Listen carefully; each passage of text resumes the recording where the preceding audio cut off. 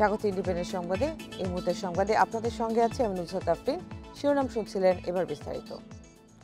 সরকারি টিকা কেন্দ্র নয়, রাজধানীর দক্ষিণখানের একটি ফার্মেসিতে মডার্না টিকা দেওয়ার অভিযোগ উঠেছে। 28 ডোজ টিকা সহ প্রতিষ্ঠানটির মালিক বিজয় কৃষ্ণ তালুকদারকে আটক করেছে পুলিশ। জব্দ হয়েছে টিকার 22টি খালি বক্সও। মামলা দায়েরের পর আজ আদালতে তোলা হবে আটক বিজয়কে। ফার্মেসিতে অবৈধভাবে বিক্রি হচ্ছে করোনা টিকা, এমন সংবাদের ভিত্তিতে দরিদ্র পরিবার সেবা সংস্থা ক্লিনিকে অভিযান চালায় দক্ষিণখান থানা পুলিশ। অন্যরা পালিয়ে গেলেও আটক বিজয় কৃষ্ণের কাছ থেকে পাওয়া যায় দুটি ভায়াল। পরে ফার্মেসি ও বিজয়ের বাসা থেকে উদ্ধার করা হয় মডার্না ও সিনোফার্মের টিকার আরও দুটি ভায়াল। এগুলো প্রায় 50 থেকে 60 জনের শরীরে দেয়া যেত। মডার্নার 22টি খালি বাক্স উদ্ধার করা হয়, যার প্রতিটিতে ছিল 10টি করে ভায়াল।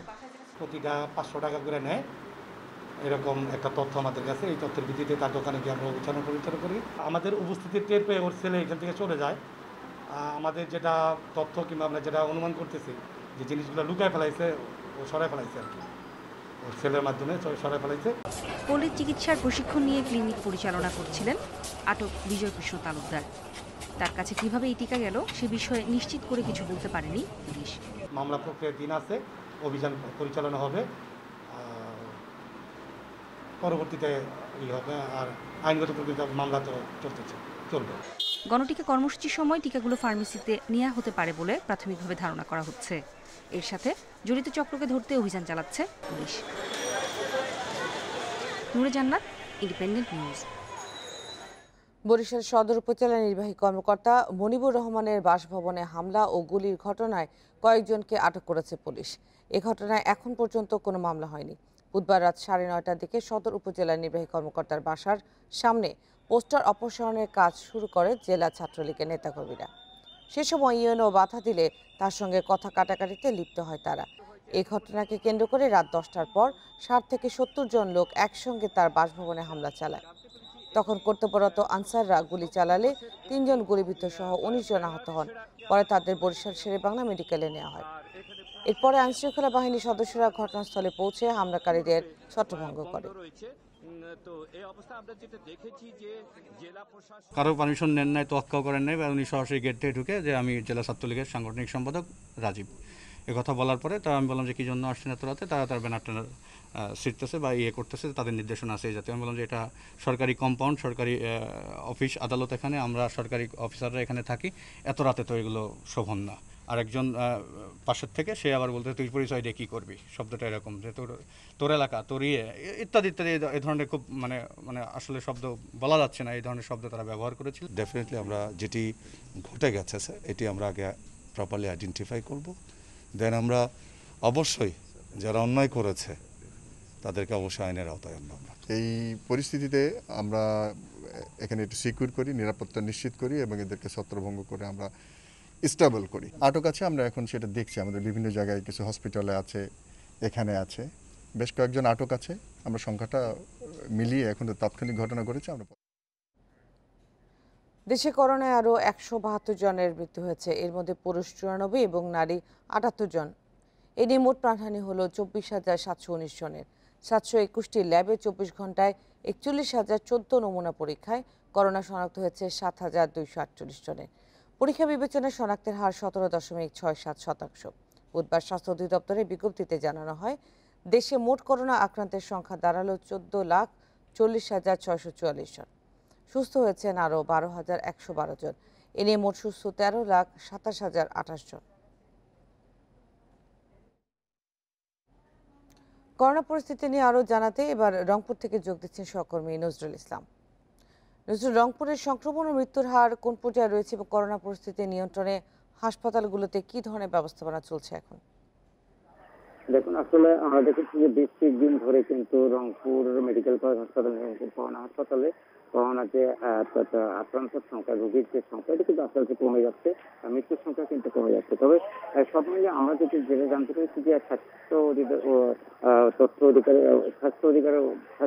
কর্মকর্তার তথ্য অনুযায়ী যেটি বলা হয়েছে যে যারা করোনা আক্রান্ত হচ্ছে তারা কিন্তু আসলে গ্রামের বেশি লোকজন। আপনি যদি শুনেছেন যে রংপুর মেডিকেল কলেজ হাসপাতালে সকালে আপনি নিশ্চয়ই দেখতে পাচ্ছেন যে এখানে অনেক লোকজন তারা মাস্ক ছাড়াই কিন্তু বসে রয়েছে, এবং যারা মেডিকেলে এসছেন, যারা করোনা রোগীর সাথে এসছেন, তারা কিন্তু বিভিন্ন জায়গায় তারা অর্থাৎ থাকার কারণেই আমরা দেখেছি যে তাদের শরীরেও কিন্তু করোনা উপসর্গ দেখা দেয়। তারপরে কিন্তু তারা বিভিন্ন ধরনের ঘোরাফেরা রাস্তাঘাটে করে। এই কারণে কিন্তু আমরা দেখেছি যে করোনার যে আক্রান্ত সংখ্যা কিন্তু আস্তে আস্তে বেড়ে যাওয়ার সম্ভাবনা আছে। এটি কিন্তু স্বাস্থ্য কর্মকর্তাদের তথ্য অনুযায়ী বলা হচ্ছে। তবে আমরা যেটি আরেকটি বিষয় জানতে পেরেছি, যেটা করোনা টিকা প্রথম ডোজের যেটি দেওয়ার কথা ছিল রংপুর মেডিকেল কলেজ হাসপাতাল এবং সিভিল সার্জন অফিসে, সেটি কিন্তু হঠাৎ করে তাকে বন্ধ করে দেওয়ার পরে সাধারণ মানুষ কিন্তু একটা বিক্ষোভে ফেটে পড়েছে, এবং তারা দাবি করেছে কেন হঠাৎ করে বন্ধ করে দেওয়া হলো 2টা এবং 3টার সময় মাইকে ঘোষণা করে দেওয়া হয়েছে। এটি কিন্তু আসলে নিয়ে এসেছি এই বড় ধরনের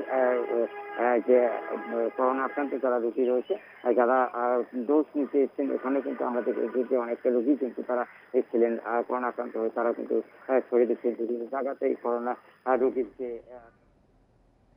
করোনা পরিস্থিতির খবর জানাচ্ছিলেন রংপুর থেকে নজরুল ইসলাম। কমতে শুরু করেছে করোনার সংক্রমণ, এরই মধ্যে টিকাও নিয়েছে অনেকে। এই পরিস্থিতিতে স্কুল কলেজ খোলার প্রস্তুতি চূড়ান্ত। সরকারি নির্দেশ পেলেই ব্যবস্থা নেওয়া হবে বলে জানিয়েছে মন্ত্রণালয়। পরিকল্পনা করা হয়েছে অগ্রাধিকার দেওয়া হবে এসএসসি ও এইচএসসি পরীক্ষার্থীদের।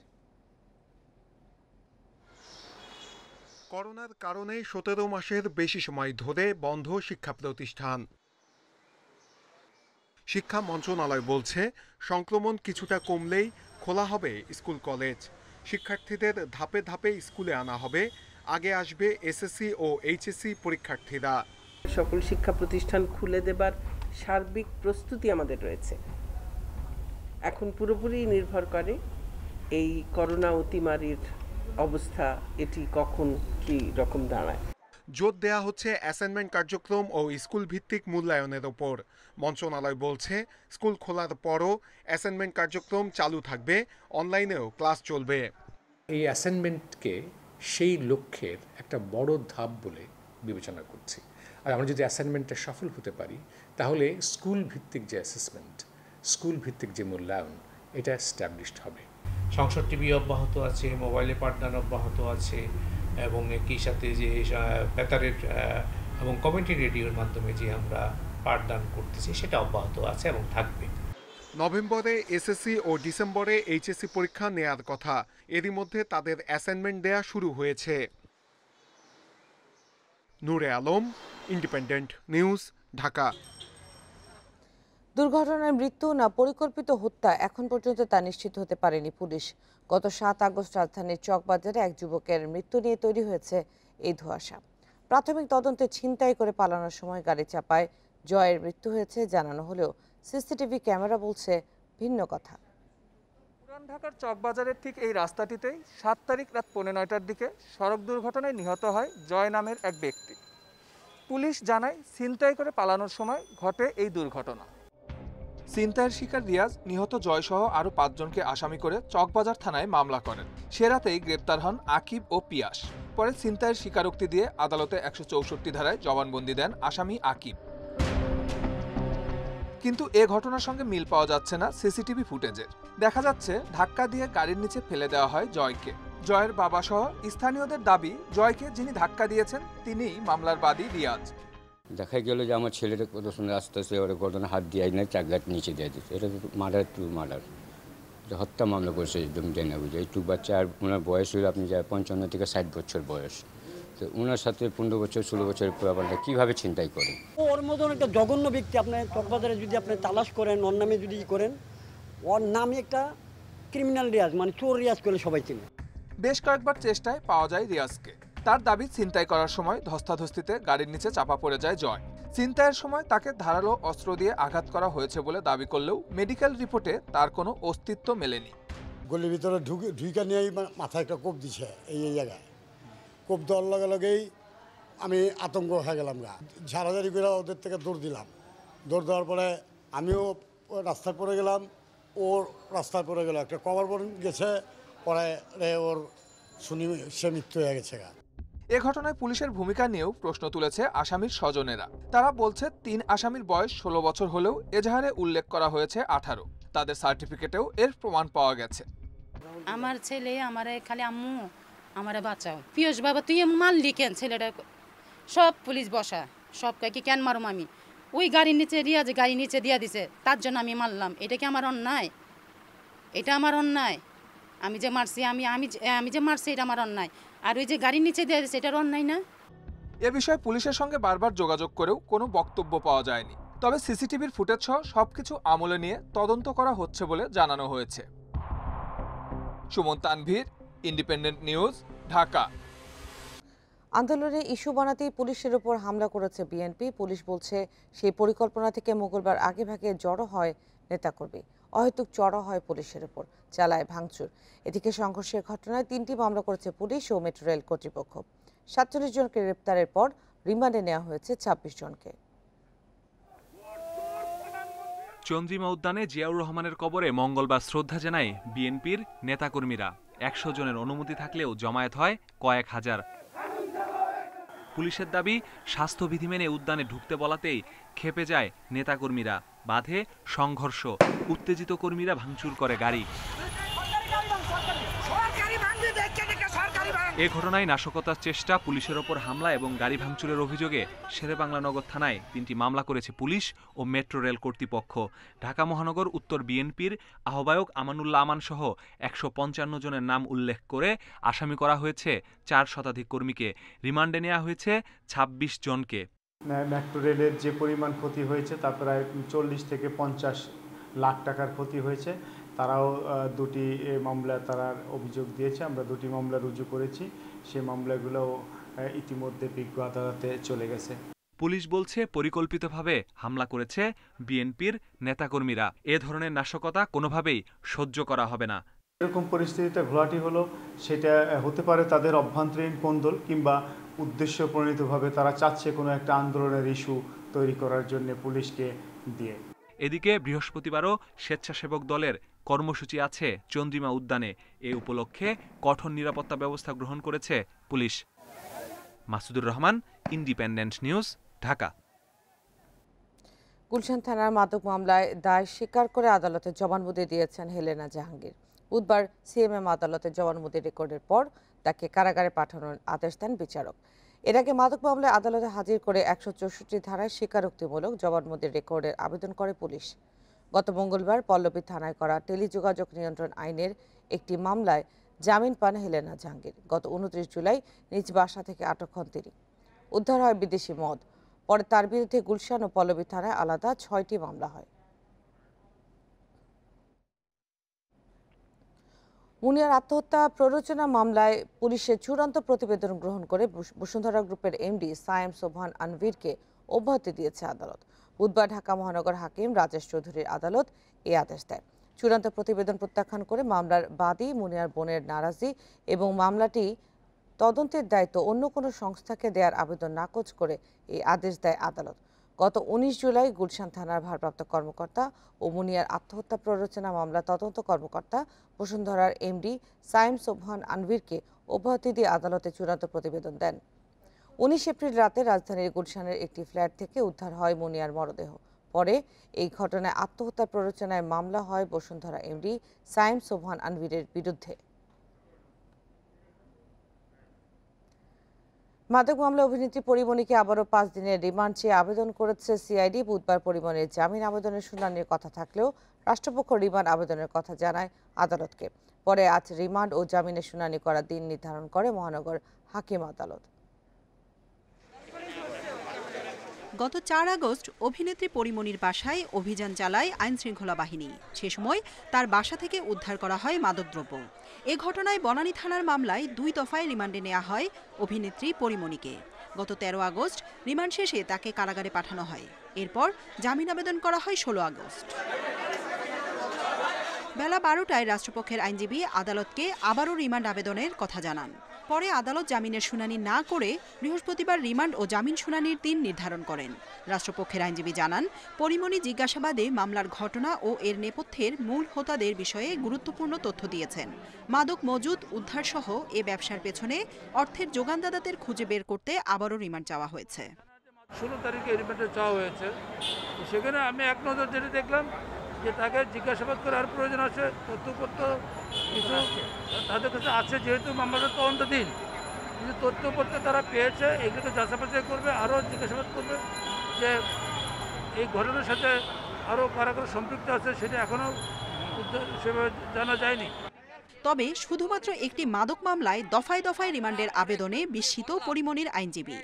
আদালত আমাদেরকে জানিয়েছেন, কোর্ট থেকে আমরা জানলাম যে তার যেহেতু রিমান্ড প্রেয়ার আছে এখন আর জামিন শুনানি করা সম্ভব নয়। যেহেতু রিমান্ড প্রেয়ার করেছেন এখন আমরা দেখব এবং আগামীকাল সেই বিষয়ে সুস্পষ্ট বক্তব্য আমরা প্রদান করব। কেন তারা রিমান্ড বারবার চাচ্ছেন, কি তাদের প্রয়োজন, এই মামলায় আর কি বিষয় আছে যেগুলির জন্য তাকে আবার রিমান্ডে নিতে হবে। বর্তমানে কাশিমপুরের মহিলা কেন্দ্রীয় কারাগারে রয়েছেন অভিনেত্রী পরিমণি। জান্নাতুল ফেরদাউস তানভি, ইন্ডিপেন্ডেন্ট নিউজ, ঢাকা। আজ থেকে সড়ক, রেল ও নৌপথে সব ধরনের গণপরিবহন চালু হয়েছে। সকাল থেকে রাজধানীর সড়কে দেখা গেছে স্বাভাবিক সময়ের মতো যানবাহন। রেল স্টেশন ও লঞ্চ টার্মিনাল থেকেও ছেড়ে গেছে সব যানবাহন। গণপরিবহন ছাড়া অর্ধেক দর্শনার্থী প্রবেশ সহ কয়েকটি শর্ত দিয়ে খুলে দেওয়া হচ্ছে বিনোদন এবং পর্যটন কেন্দ্র। গত 12 আগস্ট জারি করা মন্ত্রিপরিষদের এক প্রজ্ঞাপনে এসব সিদ্ধান্ত জানানো হয়। এতে বলা হয়, গণপরিবহন সহ বিনোদন কেন্দ্রগুলোতে মাস্ক পরা নিশ্চিত করতে হবে। সবাইকে স্বাস্থ্য অধিদপ্তরের প্রণীত স্বাস্থ্যবিধি অনুসরণ করতে হবে। যে কোনো প্রতিষ্ঠানের স্বাস্থ্যবিধি মেনে চলার ক্ষেত্রে অবহেলা দেখা গেলে সংশ্লিষ্ট কর্তৃপক্ষকে এর দায় নিতে হবে। তাদের বিরুদ্ধে আইনি ব্যবস্থা নেওয়া হবে বলেও প্রজ্ঞাপনে উল্লেখ করা হয়।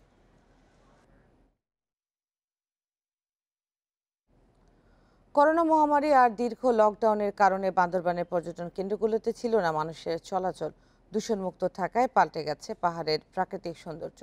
পাহাড়ের এই ভিন্ন রূপ মুগ্ধ করবে প্রকৃতিপ্রেমীদের। সবুজ পাহাড়ের বুকে সাদা মেঘের লুকোচুরি, পাথরের বুক চিরে নেমে আসা ঝর্ণা ধারা আর সাঙ্গু নদীর সৌন্দর্য এখন অন্য যে কোনো সময়ের চেয়ে আলাদা। দীর্ঘ সময় মানুষের চলাচল বন্ধ থাকায় প্রকৃতি ফিরেছে আপন সতেজতায়।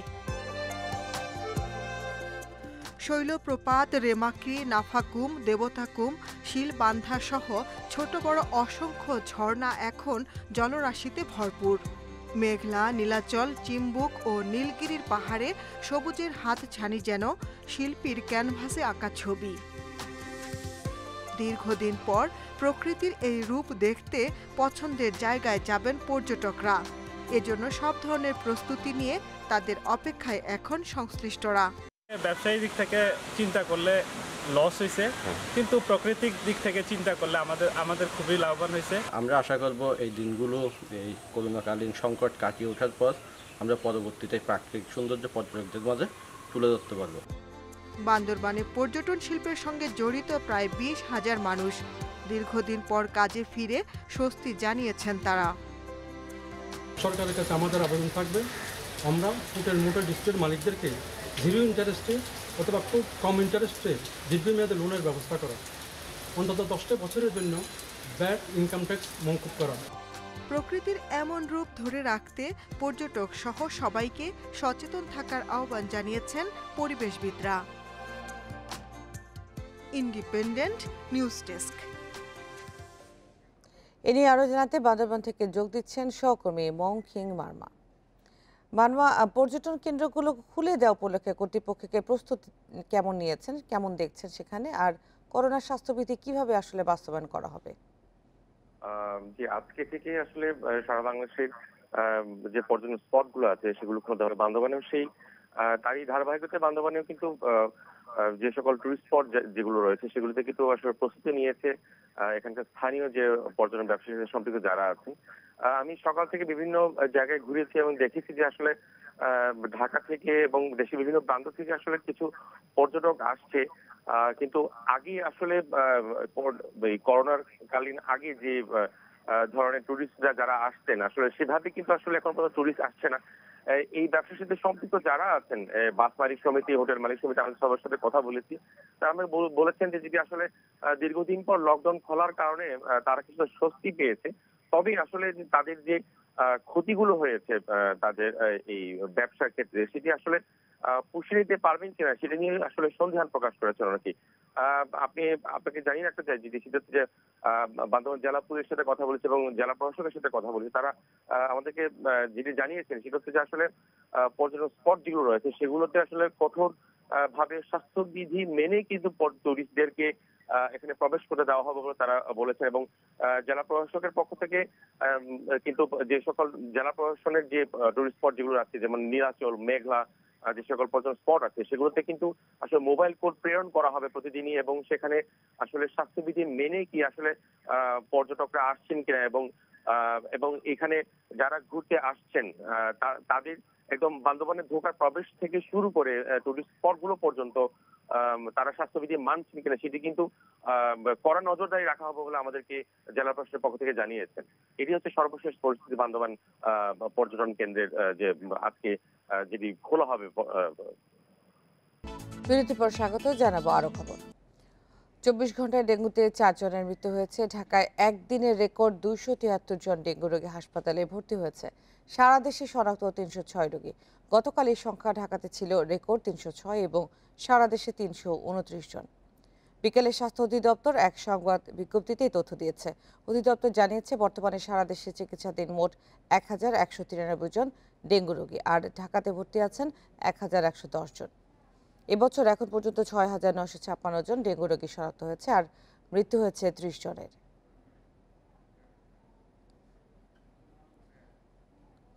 ডেঙ্গু শিগগিরই নিয়ন্ত্রণে আসবে বলে আশ্বস্ত করলেন স্থানীয় সরকার মন্ত্রী। আর ডেঙ্গু মোকাবেলায় আরও জোরদার সামাজিক আন্দোলন চান উত্তর ঢাকার মেয়র।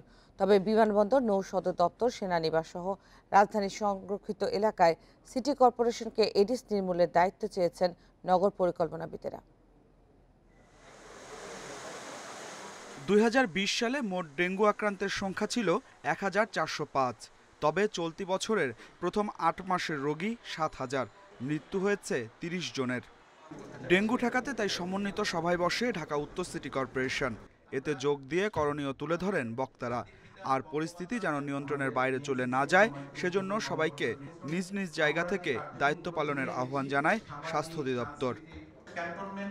যার মধ্যে রয়েছে নেভি হেডকোয়ার্টার, বিডিআর, এয়ারপোর্ট, এই জায়গাগুলির ব্যক্তিবর্গকে মেয়র সাহেবদের সাথে বসতে হবে, কারণ ওনারা মশার চাষ করবে না, মেয়র সাহেব তার চারপাশ দিয়ে মশা মারবে জনগণকে মশামুক্ত করার জন্য। এটা কোনোদিনই সম্ভব না। যে জায়গাতেই থাকি না কেন নিজের দায়িত্বটি পালন করতে হবে, নিজের পরিবারকে কনভিন্স করতে হবে, প্রতিবেশীদেরকে এই কাজে সম্পৃক্ত করতে হবে। সামগ্রিকভাবে আমাদের প্রতিটি পাড়া, মহল্লা, ওয়ার্ড যদি নিরাপদ থাকে তাহলে এই ঢাকা মহানগর তথা বাংলাদেশ নিরাপদ থাকে। নগরবাসীকে ডেঙ্গু থেকে রক্ষায় দরকারি সব পদক্ষেপের প্রস্তুতির কথা জানান উত্তর ঢাকার মেয়র।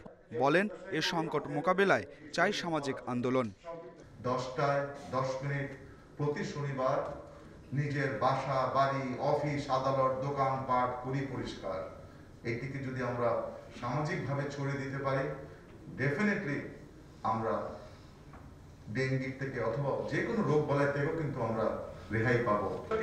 কার্যকর পদক্ষেপে উত্তর ঢাকায় প্রকোপ তুলনামূলক কম জানিয়ে মোকাবিলায় নগরবাসীর দায়ও অস্বীকার করা যাবে না বলেন স্থানীয় সরকার মন্ত্রী। এটা ইম্পসিবল।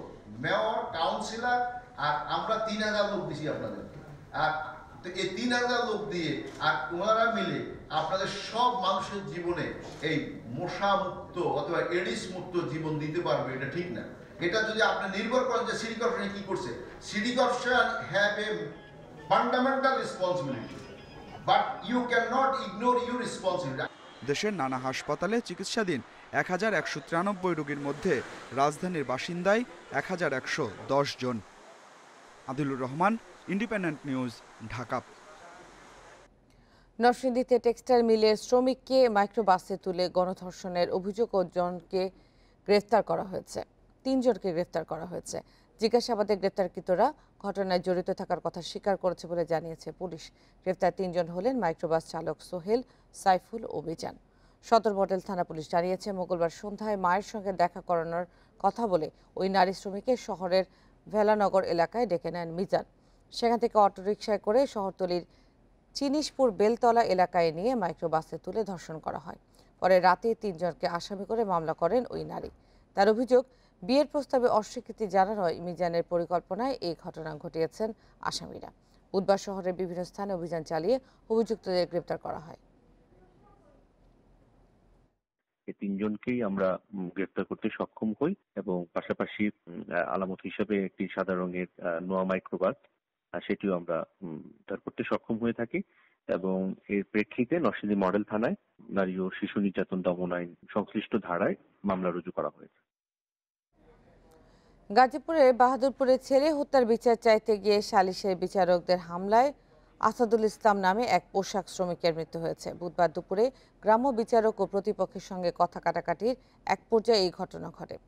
পুলিশ জানায়, গত ৩ আগস্ট আসাদুলের ছেলে সদর উপজেলার ভাওয়াল মির্জাপুর এলাকায় নৌকা ডুবে নিখোঁজ হয়। নিখোঁজের 2 দিন পর তার মরদেহ উদ্ধার হয়।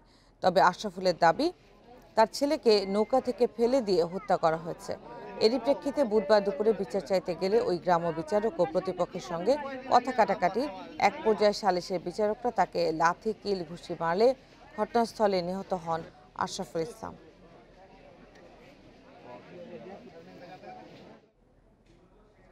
দীর্ঘদিন ধরে সংস্কার না হওয়ায় চলাচলে অনুপযোগী হয়ে পড়েছে গ্রামীণ বিভিন্ন সড়ক। তদারকি না থাকায় রাস্তাগুলো নিয়ে জনদুর্ভোগের নাকাল হচ্ছে সাধারণ মানুষ। জনদুর্ভোগের বিষয়টি বিবেচনায় নিয়ে দ্রুত সড়কগুলো সংস্কারের দাবি স্থানীয়দের। সৈয়দপুর উপজেলার পোড়ারহাট থেকে রংপুরের তারাগঞ্জ পর্যন্ত প্রায় 18 কিলোমিটার সড়কটি বেহাল হয়েছে অনেক আগেই। 10 বছর ধরে সংস্কার না হওয়ায় ভোগান্তি নিয়ে চলাচল করছেন স্থানীয়রা। খানাখন্দে ভরা সড়কটিতে প্রতিদিনই ঘটছে দুর্ঘটনা। কঠিন অসুবিধা, একটা সিরিয়াস রোগী কিভাবে যাবে এখান থেকে? স্প্রিং পাতি নষ্ট হয়ে যাচ্ছে, আমাদের বডি ভাঙা যাচ্ছে। আর কোর্ট যাইতে যেখানে আমার সময় লাগছিল আধা ঘন্টা, সেটা এখন লাগে 1.5 ঘন্টা। তাহলে যাইতে যাইতে আমার নামে তো ওয়ারেন্টে হয়ে যায়। 3.5 বছর ধরে বন্ধ শেরপুর সদর উপজেলার নন্দীর বাজার থেকে কামালপুর রাস্তার কাজ। দুর্ভোগ কমাতে বিভিন্ন সময় স্থানীয়রা আন্দোলন করলেও হয়নি কোনো কাজ। 100 কোটি টাকা ব্যয়ে সড়কটির উন্নয়ন কাজ শুরু করে ঠিকাদারি প্রতিষ্ঠান MM বিল্ডার্স ও স্পেকট্রা ইঞ্জিনিয়ার্স লিমিটেড। 4 মাসে কিছু কাজ করে প্রকল্পের 30 ভাগ টাকা তুলে নিয়ে পালিয়েছে তারা। আমরা তো ঠিকাদারকে প্রতিনিয়ত এটার জন্য তাগিদ দিয়েছি এবং অনেকবারই তাগিদ পত্র দেওয়া হয়েছে। তো তারাও তাদের পক্ষ থেকে আমরা ওইরকম সাড়া না পেয়ে আমরা তাদের বিরুদ্ধে এগেইনস্টে ব্যবস্থা নেওয়ার জন্য ইতিমধ্যে অলরেডি সুপারিশ করেছি আমরা। এদিকে হবিগঞ্জের বানিয়াচংয়ের আলম বাজার থেকে সুজাতপুর পর্যন্ত 19 কিলোমিটার আঞ্চলিক সড়কটি খানাখন্দে ভরা। সংস্কার না হওয়ায় 4 ইউনিয়নের লক্ষাধিক মানুষকে চলাচল করতে হয় ঝুঁকি আর ভোগান্তি নিয়ে। একটা রুগী লিয়ে যাইতে বড় সমস্যা পড়ি আমরা যাইবার না, গাড়িগুড়া দেয়া বহুত কষ্টতে আছি। যে রাস্তা ভাঙা আমার দ্বারা সম্ভব না, বুকের অবস্থা শেষ। মানুষ যদি মরে না, রাস্তা আনতে মালি মারা যাব। আমরা তো চাই বালা রাস্তা হইতো, কোন দিন জানি রাস্তা হইব আর কোন দিন মানুষের দুর্গতি ঘুষব। জনদুর্ভোগের বিষয়টি বিবেচনায় নিয়ে দ্রুত সড়কগুলো সংস্কার করে চলাচলের উপযোগী করার দাবি এলাকাবাসীর। Shahnaz Parvin, independent news desk. সড়কের পরিস্থিতি জানাতে হবিগঞ্জ থেকে যোগ দিচ্ছেন সহকর্মী আবু সালেহ নুরুজ্জামান। নুরুজ্জামান, আমরা প্রতিবেদনটিতেও দেখছিলাম আসলে দেশের বিভিন্ন জায়গায় সড়কের অবস্থা খুব বেহাল এবং সেখানে আসলে এই সংস্কারের ব্যাপারে কতটুকু গুরুত্ব দিচ্ছে কর্তৃপক্ষ সেটি জানাবেন। আর হবিগঞ্জের আসলে যেমনটি বলছে যে 19 কিলোমিটার আঞ্চলিক রাস্তা আসলে খুব খারাপ অবস্থা রয়েছে, এই বিষয়ে আপনার কাছে আর কি তথ্য রয়েছে? দেখুন, সারা বাংলাদেশের যে বিভিন্ন জেলায় যে সড়কগুলো খানাখন্দে ভরা, তারই ধারাবাহিকতায় কিন্তু হবিগঞ্জের বানিয়াচংয়ের আলমবাজার হতে সুজাতপুর পর্যন্ত প্রায় 19 কিলোমিটার রাস্তা খানাখন্দে ভরা এবং রাস্তার অবস্থা এত খারাপ যে গাড়ি ঘোড়া চলা যাতায়াত করা খুব কঠিন ব্যাপার হয়ে পড়েছে প্রায় দীর্ঘ দিন ধরে। কিন্তু এটা সংস্কারের কোনো উদ্যোগ নিচ্ছেন না সংশ্লিষ্ট কর্তৃপক্ষ।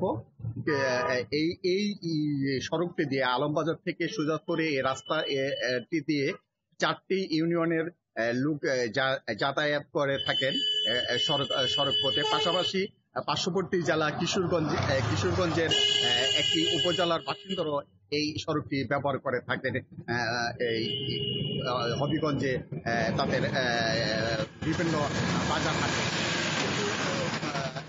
সংস্কার না করায় প্রতিনিয়ত এই রাস্তাটি দিয়ে ছোটখাটো দুর্ঘটনা ঘটছে এবং তার কোনো প্রতিকার পাচ্ছে না এই এলাকার বাসিন্দারা।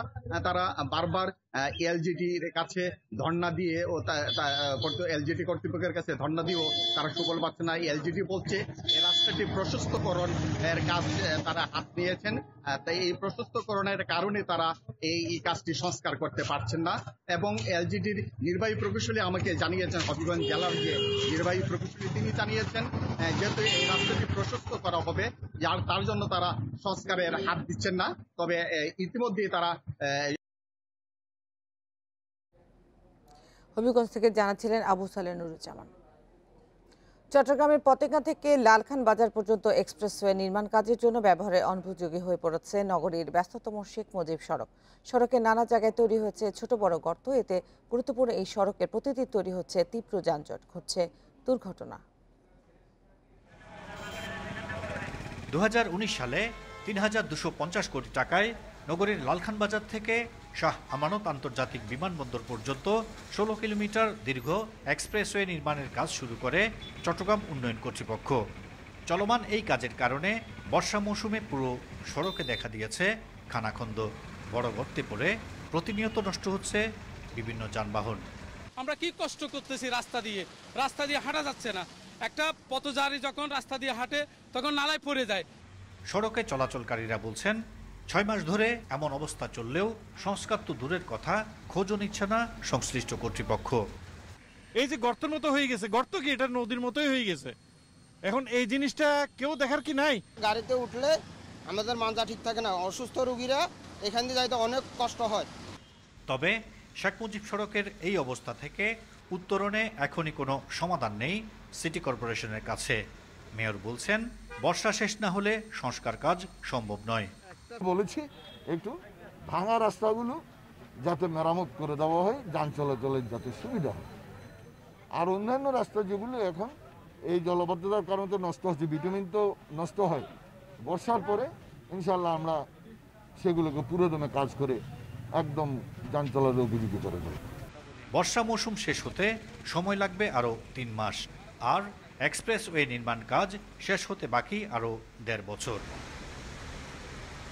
Ahsan Riton, independent news, Chittagong.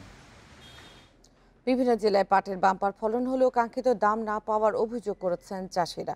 প্রচণ্ড খরায় পানি সংকটের কারণে এবার পাট উৎপাদনে খরচ হয়েছে বেশি, তাই উৎপাদন খরচ ওঠা নিয়ে শঙ্কায় চাষিরা। ন্যায্য মূল্য নিশ্চিতে সরকারি পাট ক্রয় কেন্দ্র চালুর দাবি তাদের। মাদারীপুরের 4 উপজেলায় এবার পাট চাষের লক্ষ্যমাত্রা ধরা হয় 37,900 হেক্টর জমিতে। এর মধ্যে 35,103 হেক্টর জমিতে হয়েছে পাট চাষ।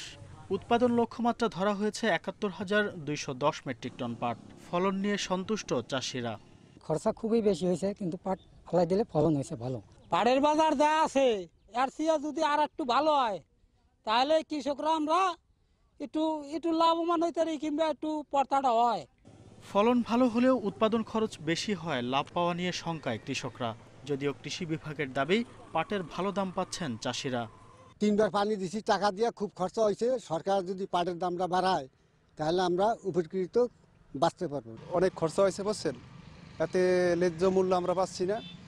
সরকার যাতে কিছু পাটের দিকে একটু লক্ষ্য রাখে। পাটের উৎপাদন ভালো বিধায় এবং বাজার মূল্য ভালো বিধায় চাষিরা খুব খুশি। আগামীতে আশা করছি যে এই পাটের আবাদ কমবে তো নাই, বরং বাড়বে। এদিকে গত বছর ভালো দাম পাওয়ায় এবার বেশি জমিতে পাট আবাদ করেন কুড়িগ্রামের চাষিরা। তবে পানি সংকট থাকায় পাট পচাতে গিয়ে বেশি খরচ হচ্ছে তাদের। আশানুরূপ দাম না থাকায় উৎপাদন খরচ ওঠা নিয়ে দুশ্চিন্তায় কৃষকরা। এই বাজারে মনে বেঁচে আর লাভ হয় না, মানে ঘরে ঘর খাবি সবগুলি পোষায় না। এত কামনা তো মজুরি 500 টাকা করে হাজিরা নেয়, মজুরি পাড়া তো একটা কয়টাই না, গাড়ি খরচ আছে। ন্যায্য মূল্য নিশ্চিতে সরকারিভাবে পাট ক্রয় কেন্দ্র চালুর দাবি পাট চাষিদের। তবে বেসরকারি ক্রেতা বাড়লে কৃষক ভালো দাম পাবে বলে আশা জেলা মুখ্য পাট পরিদর্শকের। গভর্নমেন্ট খরিদ না থাকলেও পাট তো থাকতেছে না, কোনো না কোনোভাবেই তো কেনাবেচা হচ্ছে। আর আমি তো এ পর্যন্ত জানতে পারিনি কোনো মানে গৃহস্থ যারা চাষি পাট নিয়ে আসি বিভাগে পড়ছে, পাট বেচতে পারতেছে না, এ ধরনের কোনো ক্লেম আমার নজরে পড়ে। পাট খাতকে বাঁচিয়ে রাখতে সরকারের কার্যকরী উদ্যোগ চান কৃষকরা। Abu Noman, independent news. আফগানিস্তানে কোনো গণতান্ত্রিক শাসন ব্যবস্থা থাকবে না বলে সাফ জানিয়ে দিয়েছেন তালেবান। বার্তা সংস্থা রয়টার্সকে দেয়া এক সাক্ষাৎকারে গোষ্ঠীটির নেতা ওয়াহিদুল্লাহ হাশিমি বলেন, দেশ শাসন করবে তালেবান শুরা কাউন্সিল। হাশিমি বলেন, শরিয়া আইন মেনে গড়ে তোলা হবে আফগানিস্তানের শাসন ব্যবস্থা। ক্ষমতা কাঠামোর শীর্ষে থাকবেন তালেবানের সর্বোচ্চ নেতা হায়বাতুল্লাহ আখুনজাদা। 1996 সাল থেকে 2001 সাল পর্যন্ত চলা তালেবান শাসনের মতোই শাসন ব্যবস্থার পরিষ্কার ইঙ্গিত দিয়েছেন এই নেতা। সেনাবাহিনী ও বিমান বাহিনীতে থাকা পুরনো কর্মকর্তারা কাজে যোগ দিতে পারবেন বলে জানান হাশিমি। তবে তালেবান যোদ্ধারাই প্রতিরক্ষা খাতের নিয়ন্ত্রণে থাকবে। দেশটির প্রতিরক্ষা খাতকে তালেবান মতাদর্শ অনুযায়ী নতুন করে গড়ে তোলা হবে বলেও জানান হাশিমি।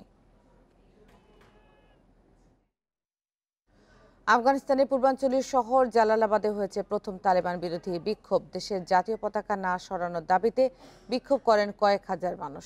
এ সময় তালেবানের গুলিতে নিহত হন 3 জন।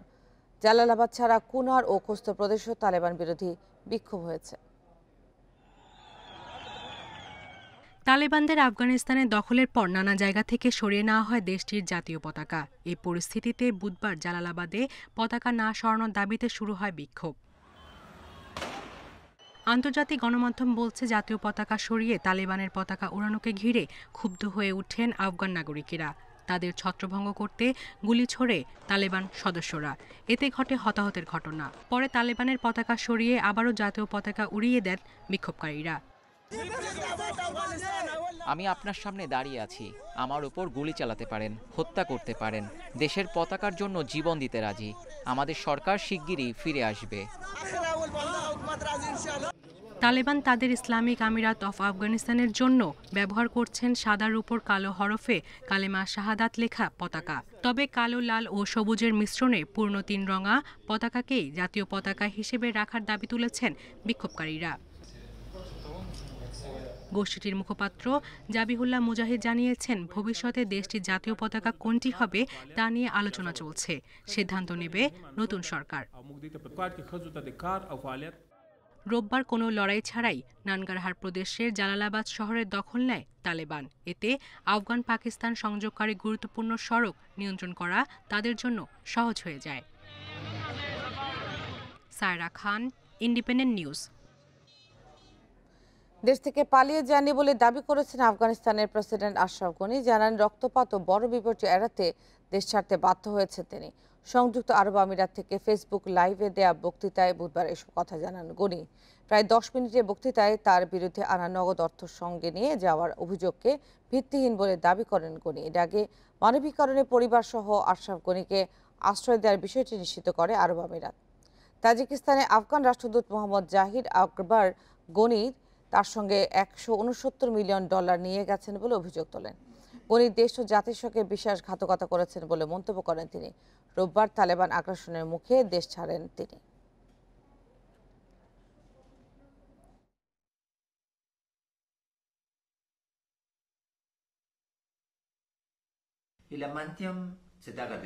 নিরাপত্তার স্বার্থে আমি দেশ ছাড়তে বাধ্য হয়েছি। যদি থেকে যেতাম তাহলে কাবুলে রক্তপাতের সাক্ষী হতাম। যারা আমার দেশ ছাড়ার আসল কারণ জানেন না, তারাই এ ধরনের গুজব ছড়াচ্ছেন। সুটকেস ভর্তি অর্থ নিয়ে পালিয়ে যাওয়ার অভিযোগেরও কোনো সত্যতা নেই।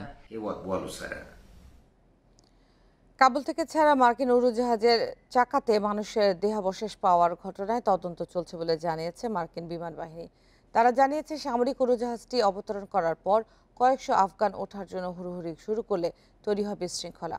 এতে দ্রুত বিমানবন্দর ছাড়ার সিদ্ধান্ত নেন পাইলট। তালেবানরা কাবুলের নিয়ন্ত্রণ নেওয়ার পর প্রাণ ভয়ে দেশ ছাড়া শুরু করেন অনেকে। মার্কিন বিমান বাহিনী জানায়, তাদের একটি C-17 সামরিক উড়োজাহাজ সোমবার কাবুল বিমানবন্দরে অবতরণ করার পর কয়েকশো আফগান ওঠার জন্য হুড়াহুড়ি শুরু করলে তৈরি হয় বিশৃঙ্খলা। এ সময় দ্রুত বিমানবন্দর ছাড়ার সিদ্ধান্ত নেন পাইলট। উড়োজাহাজটি কাতারের একটি বিমান ঘাঁটিতে অবতরণের পর চাকায় মেলে মানুষের দেহাবশেষ। এই ঘটনায় তদন্ত শুরু হয়েছে বলে জানায় মার্কিন বিমান বাহিনী। এর আগে ভাইরাল হওয়া ভিডিওতে দেখা যায় উড়োজাহাজ আকাশে ওড়ার পর চাকা থেকে পড়ে মৃত্যু হয় 2 জনের। সামাজিক যোগাযোগ মাধ্যমে ভাইরাল আরেকটি ছবিতে দেখা যায়, রোববার একটি মার্কিন উড়োজাহাজে গাদাগাদি করে দেশ ছাড়ছেন 600-র বেশি আফগান। যদিও C-17 গ্লোবমাস্টার 3 নামের কার্গো বিমানটি ছিল 134 আরোহী বহনে সক্ষম। মার্কিন প্রতিরক্ষা মন্ত্রণালয় জানায়, উড়োজাহাজটি কাবুল থেকে কাতারের উদ্দেশ্যে ওড়ার আগে অর্ধেক খোলা র্যাম্প দিয়ে ভেতরে ঢুকে পড়েন অনেকেই। সায়রা খান, ইন্ডিপেন্ডেন্ট নিউজ। মালদ্বীপে এএফসি কাপ মিশনে উড়ন্ত শুরু বসুন্ধরা কিংসের স্বাগতিক মাজিয়া স্পোর্টসকে 2-0 গোলে হারিয়েছে বাংলাদেশ চ্যাম্পিয়নরা। 2টি গোলই হয় প্রথমার্ধে। শনিবার দ্বিতীয় ম্যাচে কিংসের প্রতিপক্ষ ভারতের বেঙ্গালুরু এফসি। নতুন মিশনে বাংলাদেশ চ্যাম্পিয়ন। গেল মৌসুম বাতিল হওয়ার আক্ষেপ ভুলে নতুন শুরুর স্বপ্নে তপুজি কোরা। কোচ অস্কার ব্রুজনের পছন্দের 4-1-4-1 ফরমেশনে কিংস। শুরুর কয়েক মিনিট অবশ্য স্বাগতিকদের আক্রমণই ছিল জোরালো। তবে লাতিন ট্রাইডেন্ট বেসেরা, রবিনিও, ফার্নান্দেজ ছন্দ খুঁজে পেলে মাঝমাঠের আধিপত্য নেয় কিংস। মাজিয়ার রক্ষণ ভুল করে বসে 25 মিনিটে। বাম প্রান্ত দিয়ে এগুচ্ছিলেন আর্জেন্টাইন রাউল বেসেরা। ক্লিয়ার করতে গিয়ে নিজেদের জালেই বল জড়ান মাজিয়া অধিনায়ক ইরফান। খানিক পরেই সমতায় ফেরার সুযোগ পায় মাজিয়া স্পোর্টস। তারেক কাজী, তপু বর্মন আর খালেদ সাফেই রক্ষণ সামলেছেন যত্ন করেই। কিংসের দ্বিতীয় গোলেও অবদান ইরফানের। তার কাছ থেকে বল কেড়ে নিয়ে ডি বক্সে ঢুকে জোরালো শটে লক্ষ্যভেদ করেন ব্রাজিলিয়ান রবিনিও। 2 গোলের লিডে স্বস্তি নিয়ে বিরতিতে যায় কিংস। ম্যাচে ফিরতে মরিয়া স্বাগতিকেরা। দ্বিতীয়ার্ধে চেষ্টা চালিয়ে গেছে। জাপানিজ তাকাশি আর সেন্ট ভিনসেন্ট ফরওয়ার্ড স্টুয়ার্ট বেশ কবার ঢুকে পড়েন ডি বক্সে। তবে কিংসের ঘর আগলে রাখার কৌশলে বাধা পড়েছে। 3টি অন টার্গেটে শট রেখেও গোলের দেখা পায়নি। 75 মিনিটে বেসেরার লং বল ধরে ফার্নান্দেজের নেয়া জোরালো শট ফিস্ট করে ফেরান মাজিয়া গোলকিপার। এরপর বেসেরার শট ডিফেন্ডারের গায়ে লেগে যায় পোস্টের বাইরে। শেষ পর্যন্ত বল পজিশনে পিছিয়ে থেকেও 2 গোলের জয় বসুন্ধরা। 20 মিনিট আমরা খেলি যখন তখনই বুঝতে পারছি যে আমরা এই ম্যাচটা উইন করতে পারবো। আমাদের এবিলিটি আছে, এই অনুযায়ী আমরা খেলছি। ইনশাআল্লাহ আমরা উইন হয়েছি। প্রত্যাশিত জয় দিয়ে শুরু দ্বিতীয় ম্যাচে শনিবার অপেক্ষা করছে সুনীল ছেত্রীর বেঙ্গালুরু এফসি। মোহনবাগানের কাছে যাদের শুরুটা হয়েছে হার দিয়ে। Abidur Rahman, Independent news. সাফ চ্যাম্পিয়নশিপের সূচি প্রকাশ করেছে সাউথ এশিয়ান ফুটবল কনফেডারেশন। মালদ্বীপে খেলা হবে 1 থেকে 13 অক্টোবর। 5 দলের অংশগ্রহণে রাউন্ড রবিন লিগ পদ্ধতিতে হবে টুর্নামেন্ট। শীর্ষ 2 দল লড়বে ফাইনালে। 1 অক্টোবর উদ্বোধনী দিনের দ্বিতীয় ম্যাচে শ্রীলঙ্কা বিপক্ষে নামে বাংলাদেশ। একদিন বিরতির পর ভারতের বিপক্ষে দ্বিতীয় ম্যাচ, আর এরপর 6 অক্টোবর তৃতীয় ম্যাচের প্রতিপক্ষ স্বাগতিক মালদ্বীপ। নিজেদের শেষ ম্যাচে 11 অক্টোবর নেপালের মুখোমুখি হবে বেঙ্গল টাইগাররা। আসলে সব ম্যাচ হবে মালদ্বীপের রাজধানী মালের জাতীয় স্টেডিয়ামে। প্রত্যেকের দেশকে টুর্নামেন্ট শুরুর 3 দিন আগে পৌঁছাতে হবে মালদ্বীপে। সেখানে গিয়েই বায়ুবাবলে ঢুকে যাবেন ফুটবলাররা। এখনও ঘোষণা হয়নি নিউজিল্যান্ড সিরিজের দল। ম্যানেজমেন্টের ভাবনায় টি-20 ক্রিকেট। মিরপুরে আপাতত চলছে যৌথ অনুশীলন। আলোচনায় সেভাবে টেস্ট ক্রিকেট না থাকলেও মনোযোগ হারাচ্ছেন না সাদমান ইসলাম। ভালো ক্রিকেট খেললে টেস্টেও বেশি সুযোগ আসবে, ইতিবাচক থাকছেন এই ওপেনার। টি-20-র চাহিদাপত্রে সবসময় বড় করে লেখা থাকে চমকের কথা। ব্যাকরণের চেয়ে কোচরা বেশি ভাবেন সারপ্রাইজ বা এক্স ফ্যাক্টর নিয়ে। ক্ষুদ্রতম সংস্করণে চিন্তাভাবনার জন্য পাওয়া যাবে না যথেষ্ট সময়। জিতবে তারাই যারা নেবে দ্রুত সিদ্ধান্ত। ম্যাচের মোড় ঘুরবে প্রথা ভাঙার সাহসে। টি-20 বিশ্বকাপ মিশন শুরুর আগে সেই সব সাহসীদের অন্বেষণ হেড কোচ রাসেল ডোমিঙ্গোর। তালিকায় অগ্রাধিকার পাচ্ছেন শামীম সোহানরা। বুধবারের সেশনে যুক্ত হলেন টেস্টের 2 স্পেশালিস্ট তাইজুল আর সাদমানও। দল এখনো ঘোষণা হয়নি। নিউজিল্যান্ডের বিপক্ষে 20 ওভারের লড়াইয়ে সাদমানের থাকার সম্ভাবনা নেই, কিন্তু টাইগারদের সাফল্য ছুঁয়ে যাচ্ছে সাদা পোশাকের ওপেনারকে। অস্ট্রেলিয়ার মতো টিমের সাথে আমাদের দেশে খুব ভালো একটা আমরা সিরিজ উইন করছি, আর এই সিরিজটা জয়ের আমাদের অবশ্যই এটা ওয়ার্ল্ড কাপে খুব কাজে দিবে। আশা করি নেক্সট যে নিউজিল্যান্ড সিরিজ ওইটা ইনশাল্লাহ আমরা এরকম ভালো খেলতে পারবো। টি-20-র ব্যস্ততায় আরও যেন চাপা পড়ে যাচ্ছে অভিজাত ফরম্যাট। সবশেষ টেস্ট চ্যাম্পিয়নশিপে পারফরমেন্স উল্লেখযোগ্য হয়নি, তবে এইচপি ইউনিট ও এ দলের মধ্যকার সিরিজ খেলে প্রস্তুতি সেরে নিতে চান সাদমান। চোখ রাখছেন জাতীয় ক্রিকেট লিগের দিকেও। সামনে ম্যাচ আছে কিছু এইচপির সাথে, তো আশা করি যে ওই ম্যাচগুলো আমাদের খুব কাজে দিবে। প্র্যাকটিসও হবে আমাদের, তারপর তো হয়তো বা ন্যাশনাল লিগ বা আমাদের সামনে সিরিজ আছে, তো এটার জন্য নিজেদের রেডি করা যাবে এখানে, আর প্র্যাকটিস হবে ভালো চিটাং ইনশাআল্লাহ। এতদিন টেস্ট খেলার সুযোগ খুব বেশি আসেনি। তবে নতুন প্রেক্ষাপটে খুলছে সম্ভাবনা। সাদা পোশাকে ভালো খেললে আসবে বেশি বেশি টেস্ট খেলার সুযোগ, আশাবাদী টাইগার ওপেনার। ভালো পারফর্ম করে সামনে আরও টেস্ট আসবে ইনশাল্লাহ। জহিরুল ইসলাম, ইন্ডিপেন্ডেন্ট নিউজ, ঢাকা। এই ছিল এখনকার সংবাদে। ইন্ডিপেন্ডেন্ট টেলিভিশনের সব খবরের বিস্তারিত জানতে চোখ রাখুন ফেসবুক, ইউটিউব, টুইটারে। ধন্যবাদ সবাইকে।